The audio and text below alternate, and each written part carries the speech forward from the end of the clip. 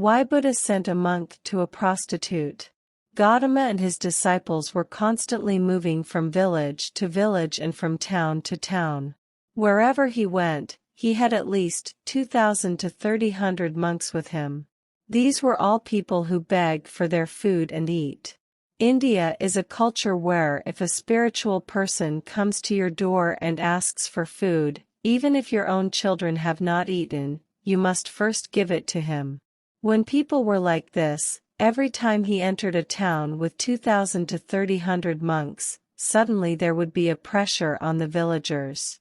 So he made a rule that they should never stay in any place for more than 3 days so as to not burden the people. Only during the monsoons, it would be very difficult to travel by foot through the jungles because the northern and eastern part of the Indian subcontinent receives heavy rains. Walking through the jungles would have been treacherous, and many would have lost their lives. Therefore, this was a time when they stayed in a larger town and spread across many homes. During the day, the monks went out for alms. Ananda Tirtha encountered a courtesan.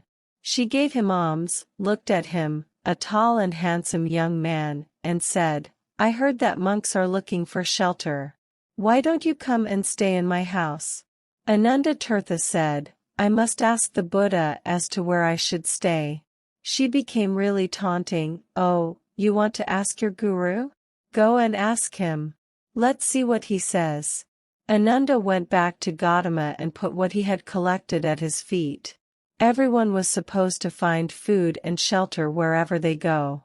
So Ananda asked, "This lady is inviting me. Can I stay there?"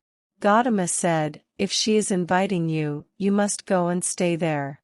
Upon hearing that, the townspeople who were around were up in arms. They said, "What? A monk is going to stay at a prostitute's home? This is it. This spiritual process has become corrupt." Gautama looked at them and said, "Why are you so worried? The lady is inviting him. Let him stay there. What is the problem?" People started to get up. He said, "Wait. I am on this path because I see that this is the most precious and powerful way to live. Now you are telling me that her ways are more powerful than mine? If that was the truth, I should go and join her.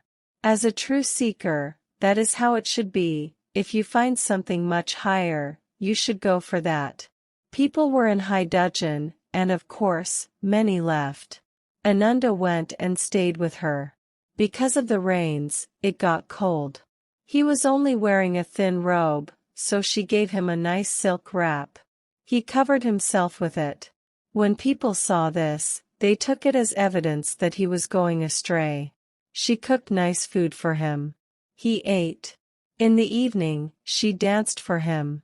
He sat watching with utmost attention. When people heard the music, they thought he had fallen. Time passed. When the rain stopped and it was time to move on, Ananda came to Gautama with a female monk. This is the power of being on the path of truth.